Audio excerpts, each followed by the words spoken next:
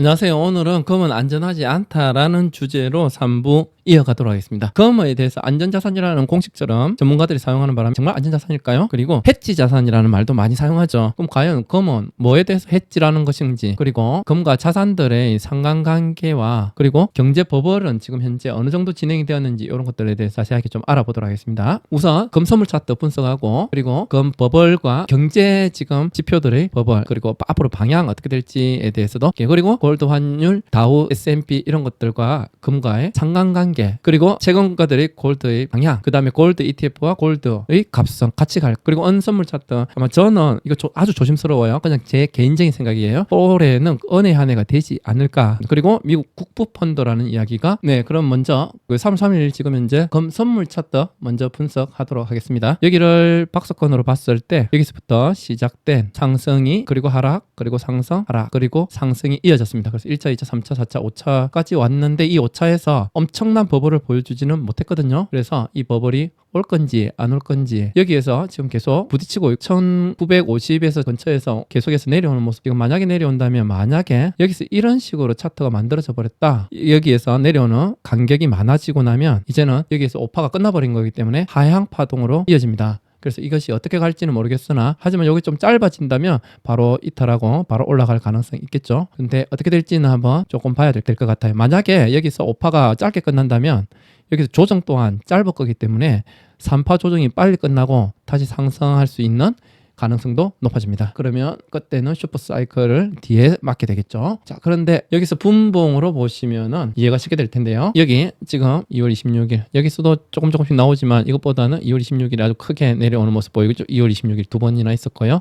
여기서도 2월 24일 있고요. 2월 21일 계속 이어집니다. 그 다음에 요거 2월 20일 여기도 있네요. 2월 21일. 그래서 계속 이어지는데, 언제부터 이게 이어졌냐면 2월 15일 그리고 2월 11일부터 이어졌습니다. 2월 11일부터 이어졌는데 이게 얼마에 해당하냐면 2975에서 2965 사이, 이 정도에서 계속해서 두드려줍니다. 그래서 이것이 3000을 갖다가 3000을 지키려고 하는 모습 같이 보여요. 과연 금을 오르지 못하게 할 수 있는 세력은 누구고, 그 이유는 이것은 개인의 물량은 아닌 것 같다. 제 생각, 이거는 개인적인 생각인데 아마 요거 지금 그래퍼 하향으로 떨어뜨리려고 하는 추세로. 그런데 이것이 지금 이 앞에도 있었거든요. 여기서 2020년부터 해서 계속해서 반복적으로 두드려 맞는 모습 보이죠. 사실 요 안에서도 가보면 아주 치열하게 2100선을 갖다 돌파하지 못하게 하려는 움직임이 있었고, 이때 미국에서 선물 점검, 금에 대한 선물 점검을 높여가면서까지도 여기를 막아내는 모습을 보였습니다. 그리고 던지는 모습까지도 그렇게 해서 여기를 지켜냈는데, 여기가 이탈되고 나자 그냥 돌파하면서 아주 튀어 올랐거든요. 그래서 여기서도 만약에 여기를 갖다가 지켜내는 것을 실패한다면 또 높이 올라갈 수도 있다. 근데 여기서 만약에 슈퍼 버블이 올지, 오고 하락하고 한 다음에 아주 조금 길게 이어지겠죠. 그런데 만약 여기서 그냥 조정받고 내려와 버린다면, 조정을 받고 나면 상승으로 가는데, 여기서 차트 다시 만들어지고 이것보다 훨씬 높은 곳에서 만들어질 거예요. 지금은 좁아서 이것이 슈퍼 버블까지 마지막에는 올라갈 수 있는 차트. 그럼 다음으로 경제 버블에 대해서 한번 지금 S&P를 가지고 분석해 보도록 하겠습니다. 앞에서 한번 버블이 있었을 때 1파, 2파, 2파 짧죠. 3파, 4파, 5파로 만약에 보자면, 그리고 난 뒤에 하락폭이 아주 심하게 좀 이어졌죠. 그리고 여기를 돌파하지 못하자 다시 하락하는 모습 이어졌었습니다. 그래서 요 그래프를 그대로 들고 오면 여기에서 1파 나 2파 주기가 좀 비슷하죠. 그리고 난 뒤에 3파 거의 주기가 비슷하죠. 3파, 4파, 그리고 5파로 이어졌습니다. 그래서 5파 여기에서 지금 끝이 날지, 아니면은 원래 여기에서 자세히 보시면은 5파에서 아주 이렇게 슈퍼버블이 오는데, 여기서는 엄청난 슈퍼버블이다 이렇게 말하기가 조금 애매할 수도 있고, 그 다음에 코로나 때 한번 슈퍼버블이 왔었거든요. 그래서 이 코로나를 빼고 계산했는데, 일단 코로나까지로 본다면 이런 식으로 되겠죠. 그럼 슈퍼버블이 먼저 왔었어요. 그래서 어떻게 될지는 모르겠는데, 주기로 본다면 지금은 앞에 있는 주기와 비슷하게 지금 끝나는 시점이 아닐까라고. 이번에는 과연 금은 안전자산인가, 여기에 대해서 한번 골드, 환율, 그 다음에 다우, S&P 이런 것들 상관관계를 한번 보도록 하겠습니다. USD 이거 환율이고요. 그리고 요 녀석이 지금 현재 골드, 노란색이 골드로 잡았습니다. 그리고 S&P가 500이 지금 파란색입니다. 그리고 10년 말 국채하고 20년 말 국채하고 지금 금리를 가지고 한번 따져봤는데, 요건 지금 분석이 지금 여기에 금리거든요. 금리는 고정되잖아요. 고정되다가 탁 하고 끊어지고 올라가고 이렇게 되잖아요. 네, 금리는 조금 그래프로 따져보기가 조금 앞에서부터 볼까요? 여기에서 보면 이게 골드니까 골드와 파란색이 S&P인데 P가 서로 반대되는 모습 보이죠? 녹색이 환율인데요. 환율하고도 서로 반대되는 모습 보입니다. 그런데 자세히 보시면 환율이 엄청 뛸 때 국제금값은 별 변화가 없고요. 그 다음에 이상한 점은 여기에서 보면 올라가고 있죠? S&P가 올라갈 때 금도 올라간다? 그러면 이게 뭐 같이 가는 위험 자산인가요? 그 다음에 골드, S&P 그리고 환율까지도 환율은 지금 막 도대체 어디로 튀는지 모르죠 지금. 근데 여기하고 환율하고 지금 S&P하고는 서로 반대되는 모습을 보여지고 있어요. 이런 식으로 서로 반대되는 모습이 상황에 나오는데 금은 대체 이건 뭐지? 오히려 S&P와 서로 비슷합니다. 요 녀석은. 그래서 우리가 금은 주식과 반대로 간다는데 아니 주식과 반대로 가는 것이 아니고 일반적으로 성장을 할 때 그 물가의 상황에서 금값도 올라가기 때문에 일반적으로 주식과 비슷한 방향으로 가는 경우가 더 많을 겁니다. 지금 현재 상황인데요. S&P 오르고요. 같이 지금 환율도 지금 뛰고 금값도 뛰고 다 같은 방향으로 일렬로 열심히 달려가고 있는 모습이고 난 뒤에 언제 위험할 때 봐야 될 건데요. 어떻게 되는지 한번. 금은 안전자산이 아니다. 그러면 화폐자산이냐? 지금은 좀 애매하죠. 그래서 금은 제가 볼 때는 화폐와 투자에 둘 다 합한 그러한 좀 개념을 가지고 있는 것이 아닌가 싶어요. 화폐로 보자면 안전자산일 가능성이 있죠. 그렇다면 가장 그러면 안전자산은 무엇일까요? 제가 볼 때는 달러가 아닌가요? 지금 현재 기축통화가 바로 달러죠. 전 세계에서 인정해주는 가장 신뢰감을 가지고 있는 화폐이기 때문에 달러가 가장 안전자산이 아닐까 싶습니다. 그리고 그런 나라가 뽑아내는 국채 이런 것이 안전자산이 맞겠죠. 그럼 금은 반안전자산이다. 뭐 이런 말 되나요? 도체, 부도체 이렇게 두 개 다 되면 반도체 아닌가요? 그래서 금은 반안전자산. 그렇다면 여기서 해지라는 말이 나옵니다. 해지는 그러면 어떤 기준이 있어야 되거든요. 주식에 대한 해지는 아마 안전자산이 될 거고요. 달러에 대한 해지는 금이 일단은 그 성향을 가지고 있는데 이것이 딱 똑같지는 않아요. 그 다음에 채권 또한 그러한 역할을 좀 하겠죠. 그리고 그 다음에 환율과 반대되는 해지를 말씀을 많이 하실 때 금이라고 하는데 금값이 내려갈 때 국제금값이 내려갈 때는 금값도 같이 내려가거든요. 그래서 환율의 방어를 하기 위해서 들고 있으려면 금이 아니라 달러를 들고 있어야죠. 그래서 제가 볼 때 환해지 자산은 달러다. 그렇게 말씀드릴게요. 그래서 이 환에 대해서 해지를 하고 싶은 분들은 순수하게 달러를 구입하시면 돼요. 제가 추천하고 이런 건 아니에요. 그런데 금은 반반의 성향을 좀 들고 있기 때문에 오히려 조금 더 안전할 수도 있다. 이렇게 말씀드릴게요. 그 다음에 실물이고 미국뿐만 아니라 전 세계에서 인정해 주었던 역사적으로 오래된 자산이기 때문에 더 안전할 수도 있을 것 같다. 정의 내릴게요. 금에 대해서 버블이 일어났던 과연 금이 안전자산인지 여기에 대해서 요것도 한번 보아야 될 것 같아요. 요거 지금 팬데믹 때입니다. 팬데믹 때 이렇게 하향했고요. 과연 금은 어땠는가? 금 또한 여기서 이렇게 하향하고 있는 모습 이렇게 쭉 빠지죠. 이게 좀 작아 보일지 모르지만 금 자체가 원래 그 폭이 상승폭 하락폭이 작기 때문에 좀 작아 보이지만 사실은 그 당시에는 상당히 많이 빠진 금액이거든요. 그 다음에 경제 위기가 왔을 때 과연 어떻게 됐는지 한번 서브프라임 때입니다. 리먼 브라더스가 파산을 하게 되죠.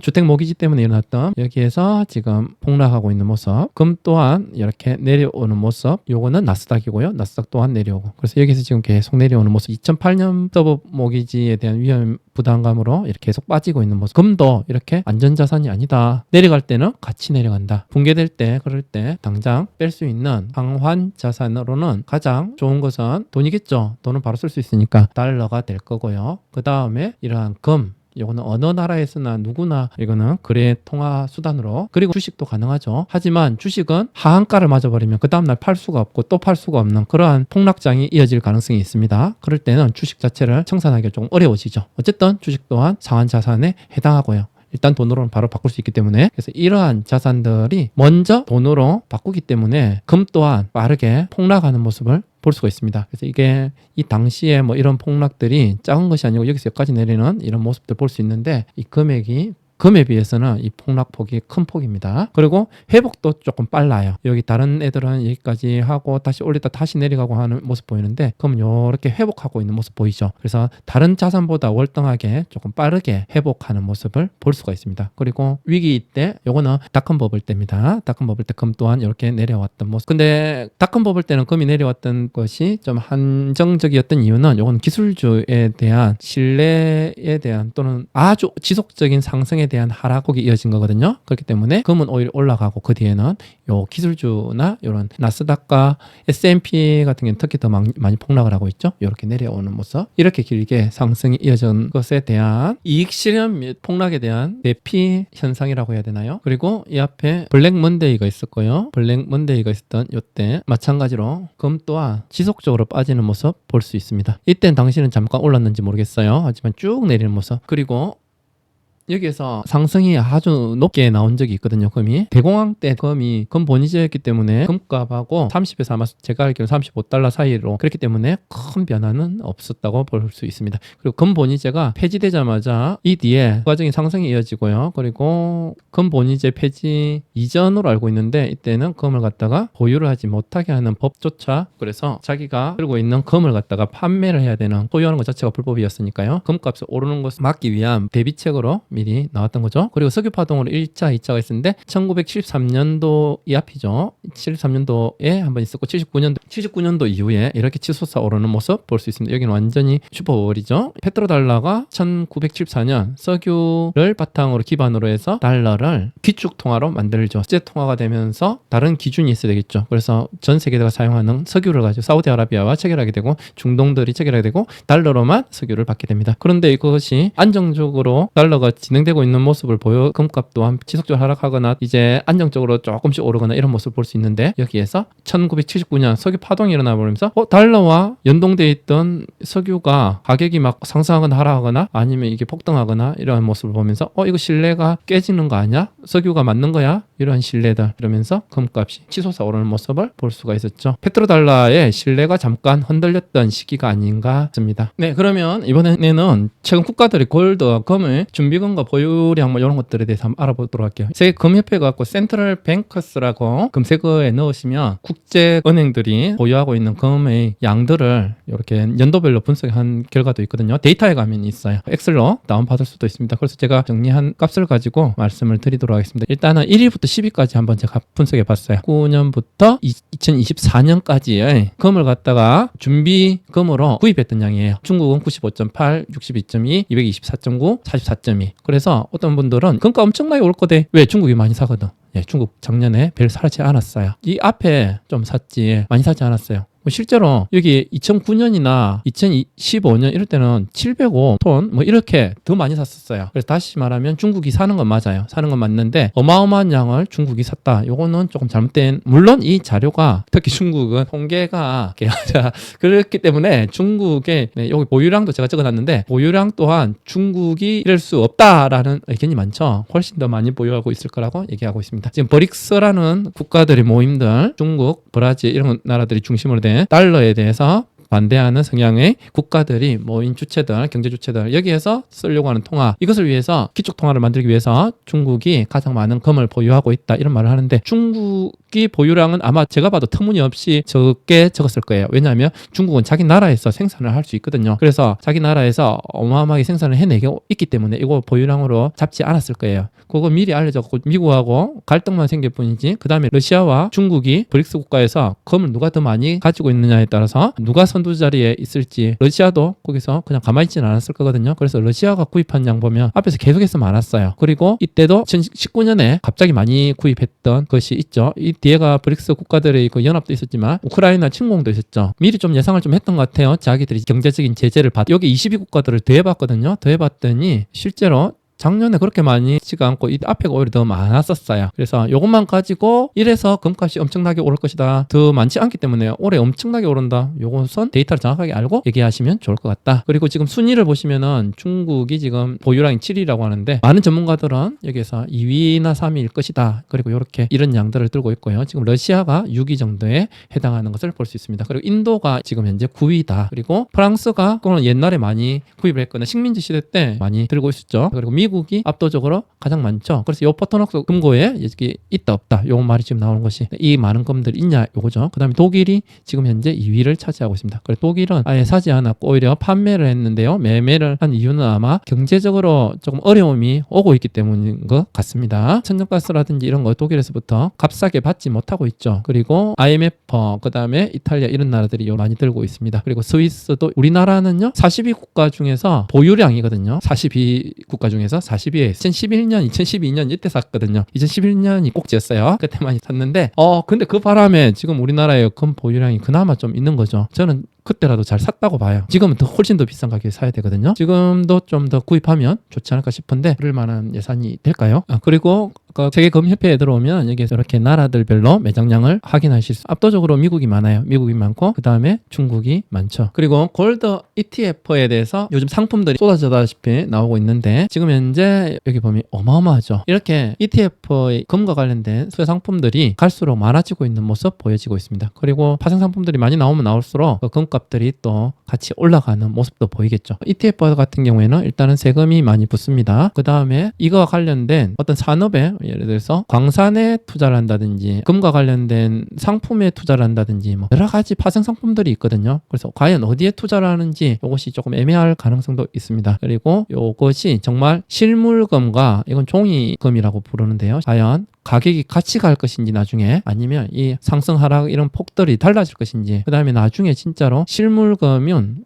이거는 가치가 없을 수가 없잖아요. 그런데 거기에 비해서 ETF 같은 경우에는 만약에 ETF를 운영하는 회사가 망한다든지 튄다든지 돈을 들고 또 사기가 있다든지 기타 등등의 여러 가지의 상황들이 그래서 저는 이런 ETF는 그렇게 추천하지 않아요. 세금적으로도 그렇고 이게 신뢰성의 문제도 실물금이나 한국 시장에서는 KRX가 좋겠죠. 저는 여기 있죠. 매수 절대 추천하지 않습니다. 본인의 주관이죠. 근데 일단 이런 상품들이 있다는 거죠. 그래서 결론은 ETF 종이어는 아마 미래에 서로 괴리가 벌어질 가능성이 높다. 이렇게 정리할게요. 네, 그럼 이번에는 언 차트에 대해서 한번 분석해 보도록 할게요. 물론 뭐 제 개인적인 주관적인 해석입니다. 여기서 2022년에 한번 1파, 2파, 3파가 이어지고요. 세기형 조정형을 받았어요. 이렇게 선을 그어보면 가운데로 수렴하고 있죠. 여기 끝나는 점에서 다시 1파, 2파, 3파형이 비슷하게 또 나오고 그 다음에 다시 요건 세기형 이거는 내려 흘러가는 모습으로 볼 수도 있고요. 근데 여기서 어쨌든 이 지점에서 다시 여기에서 연장하는 요선 있죠.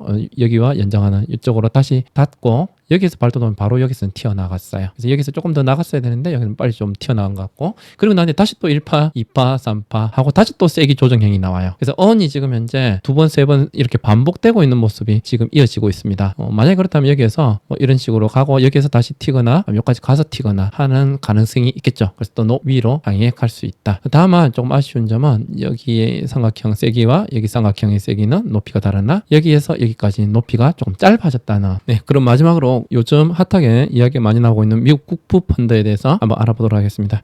제가 자주 보고 되게 좋아하는 경제 전문가인데 샤프슈터 박문환 씨의 채널인데요. How to be rich 따님과 함께 아주 재미있게 채널을 운영하고 계시거든요. 그 전부터 제가 주식에 대해서가 궁금한 것이 아니고 지금 현재 경제 흐름이 어떻게 되고 있는지를 참 잘 짚어주시고 원인을 잘 설명해 주시는 분이에요. 자주 듣곤 하는데 3월 3일 오늘 트럼프의 경제정책에 대해서 이야기를 해주셨더라고요. 국부 펀드와도 좀 연관이 있지 않을까 싶어서 트럼프 정책 의제를 지출안을 마련했는데 재정안이겠죠. 트럼프 개인소외와 법인세를 갖다 낮추는 감세 정책을 운영한다는 이야기죠. 그러면서 감세 재원을 마련하기 위해 대규모 재정 축소를 갖다가 시행하고 있는데 요 공무원들의 축소라든지 부서를 갖다가 폐지를 한다든지 그래도 부족한 재정 적자 때문에 부채 한도를 얼마 정도까지 높인지 하면 4조 달러까지 높인다고 하는데요. 지금 공화당의 하원에서 예산 결의안이 공개가 되었다고 하는데요. 1조 5천억 달러의 재정 지출을 갖다 축소했고 근데 또 메디케이트에서 지출 여기서 가능하다고 하는데 이건 또 대폭 삭감하지 않기로 했대요.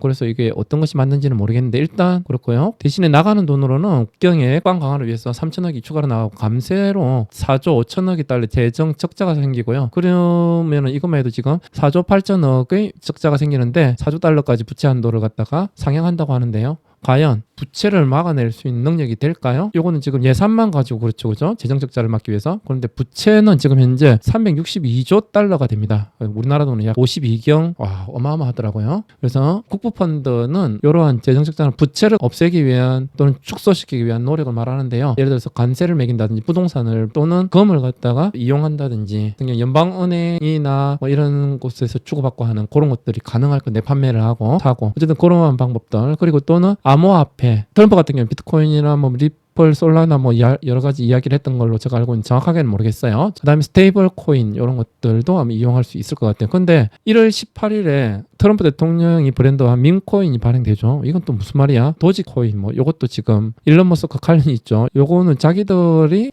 이익 상관관계가 관련되는 사업이죠. 이렇게 돼버리면 암호화폐나 금을 갖다가 조금 올릴 필요가 있겠죠. 만약에 요 부채를 갖다가 완화시킨다고 하면. 그래서 이거를 갖다가 자산을 갖다 올리는 작업을 할 가능성이 있으려나? 그러면 달러에 애매하죠. 달러와 반대되는 성향을 가지고 있는데 이것을 갖다가 올린다? 그럼 달러는 하락하는 거거든요. 달러가 하락한다면은 달러를 가지고 부채를 갚아내는 데는 또 문제가 생기거든요. 그래서 금값을 올린다? 이것은 조금 어려울 거라고 저는 예상을 해요. 금값, 스포트녹스의 금을 가지고 무조건 금값이 오른다고 생각하시는 분들 계시는데 이게 아닐 수도 있다라는 이야기. 그래서 내릴 가능성도 있다. 이 두 개 다 존재한다. 저는 이렇게 생각하고요. 그리고 암호화폐 같은 경우에는 지금 달러하고 어떤 상관관계가 그렇게 크지 않기 때문에 이 암호화폐는 올릴 가능성이 자기들이 마음먹으면 올려고 난 뒤에 이 오른 자산을 가지고 부채를 갖다가 탕감하는데 도움을 좀 받을 수 있겠죠. 그리고 지금 비트코인이 전 세계에서 미국이 가장 많이 보유하는데 FBI가 범죄자들을 자산들을 갖다가 회수했을 때 이 비트코인이 많이 회수가 되었다 이런 이야기들이 있거든요. 그래서 비트코인이 가장 많다 이런 얘기 있는데